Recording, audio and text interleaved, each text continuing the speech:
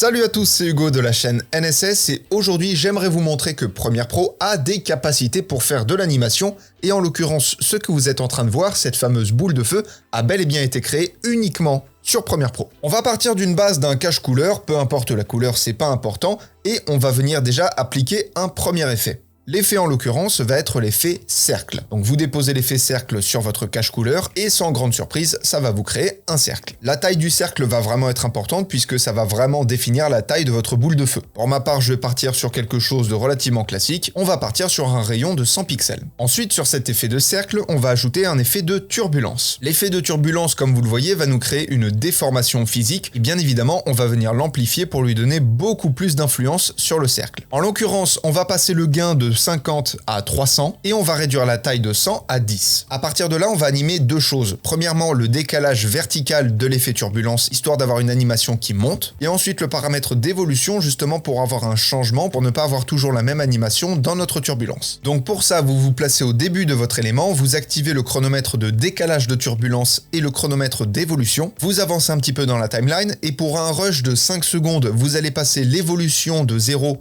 à 360, donc on fait une révolution complète, et vous mettez bien sûr l'image clé au bout du rush, et pour le décalage de turbulence, on va modifier le paramètre Y et le passer de 540 à moins 500, et encore une fois, vous mettez la seconde image clé au bout du rush. Ce qui fait que pour l'instant, on a une petite animation comme ça, relativement sympa, mais on n'a pas fini bien évidemment. Maintenant, on va ajouter un effet qui va vraiment être hyper important pour notre esthétique, c'est l'effet Lens Distortion, ou déformation d'objectif, que vous glissez-déposez toujours au même endroit pour des raisons évidentes. Et là, vous allez passer le prisme horizontal FX de 0 à 70. Alors, je rentre pas forcément dans les détails de ce à quoi correspondent ces effets, on aura l'occasion d'en reparler dans une prochaine vidéo. Comme vous le voyez, quand on crée une déformation avec cet effet, on va avoir un espace blanc qui va se créer, et pour le supprimer, on va simplement décocher la case Fill Alpha. Comme ça, il ne nous reste que notre cercle et on va venir le descendre un petit peu. Alors vous le descendez avec le paramètre de position de l'effet trajectoire et non pas en modifiant le centre de l'effet cercle. Puisque si vous modifiez le centre, vous allez avoir une déformation particulière qui n'est pas recherchée, puisque bien évidemment, sinon tout ce qu'on a fait avant ne sert à rien. Donc vous le descendez simplement un petit peu avec l'effet de trajectoire. Pour ma part, je l'ai juste recentré, il n'y a rien de plus simple. Donc maintenant, notre animation nous donne quelque chose comme ça. On a une flamme beaucoup plus réaliste et c'est déjà beaucoup plus intéressant. Pour ma part, je sais pas vous, mais je trouve qu'on manque quand même un petit peu de couleur. Donc pour ça, on va ajouter un effet dégradé pour combler ce manque. Donc quand vous tapez dégradé dans votre fenêtre effet, vous en avez plein et ça va être le premier dans la catégorie générée et vous le mettez sur votre animation. Pour notre dégradé, on va partir sur un type non pas linéaire mais un type radial puisque bien évidemment la lumière générée par un point va partir dans toutes les directions et pas juste tout droit. Ça ne marche pas comme ça. Ensuite, on va modifier nos deux couleurs. Premièrement, pour la couleur de départ qui sera à la base de notre flamme, vous allez rentrer la référence FFB11A, donc pour avoir un jaune orangé plutôt sympa. Et ensuite pour la couleur d'arrivée qui sera en haut de notre flamme, alors on va replacer les points du dégradé juste après, ne vous inquiétez pas, vous allez rentrer la référence CE0000. Donc à partir de là, on va sélectionner notre effet dégradé et on va venir replacer un petit peu les points. Alors comme je vous l'ai dit, on va mettre la couleur d'arrivée en haut de notre flamme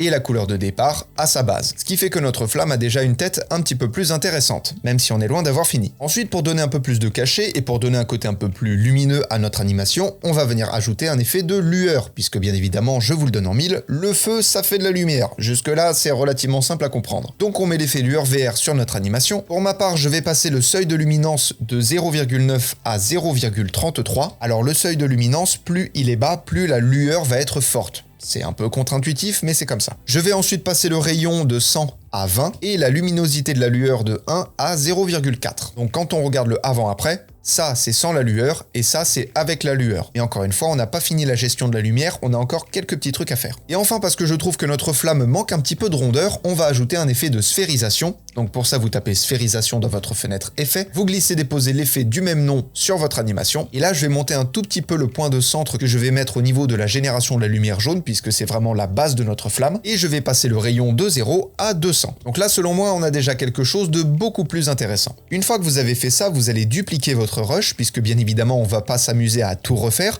On va partir de la base que l'on a, et on va apporter 2-3 petites modifications pour rajouter du détail. La modification en l'occurrence, quelle est-elle? On va passer l'effet de dégradé juste au-dessus de l'effet turbulence et on va venir replacer nos points un petit peu plus au centre, histoire d'avoir une texture de flamme beaucoup plus présente et surtout pour pas que ça nous modifie trop notre effet et juste que ça nous rajoute du détail, on va passer l'opacité de 100% à 50%. Ce qui fait que tout de suite, on a un effet déjà beaucoup plus intéressant et j'aimerais rajouter un tout petit détail qui va vraiment terminer notre animation. Donc pour ça, c'est vraiment très simple. Vous allez sélectionner vos deux caches couleurs, vous allez les lever d'une ligne, vous allez dupliquer celui du bas juste en dessous. Sur celui qui vient d'apparaître, vous allez faire un clic droit, vous allez sélectionner un briquet, vous renommez la séquence lumière et ensuite vous faites OK. Et dans votre fenêtre effet, vous allez venir taper flou, vous glissez déposer l'effet flou gaussien et vous allez passer la valeur de 0 à 1000. Ce qui fait que du coup, vous avez votre animation de flamme avec un fond lumineux, ce qui va vraiment être important dans cet effet puisque comme vous l'avez vu, on s'est vraiment concentré sur les détails. Alors bien évidemment, vous pouvez rajouter du détail, vous pouvez retravailler l'effet, vous pouvez même choisir une autre couleur pour votre flamme pour avoir un look un petit peu différent. Ça, c'est très intéressant. Et surtout, l'élément sur lequel on a le plus de détails, donc celui qui se trouve au centre de la flamme, on va pouvoir utiliser les modes de fusion pour changer le look de notre flamme. Si je passe par exemple de normal à obscurcir, on va avoir un look différent et à chaque fois que l'on va changer de mode de fusion, l'esthétique de notre flamme va changer et ça nous donnera des possibilités supplémentaires de création. Personnellement, je trouve ça relativement intéressant. Voilà, ce tuto est terminé, c'était plus long, plus condensé, plus technique que d'habitude probablement, mais personnellement, encore une fois, c'est quelque chose qui me tient à cœur de prouver que Premiere Pro a des capacités en animation et je pense que ce tuto en est une preuve formelle. Bref, ceci étant dit, on fait pas plus durer la vidéo, apprenez, utilisez et progressez dans vos montages. Allez voir en description, il y a toujours les liens pour les plateformes Artlist, Artgrid, Motion Array, etc. Je vous fais des bisous et à plus.